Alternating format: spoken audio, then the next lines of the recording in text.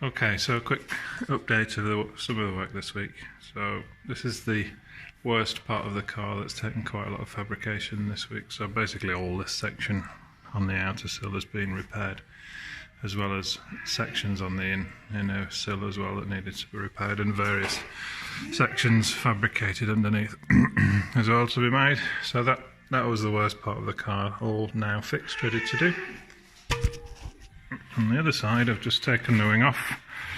Got some small holes, and the corrosion does go back here, although the metal hasn't perforated yet, but it will need a section plating in there. This is a structural part of the car, so it needs to be done properly. So that's going to be some fun for next week.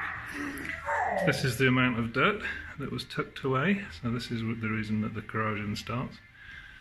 And the guard dog's getting bored. You can probably hear him whinging in the background. Let's go home. Okay, come on then.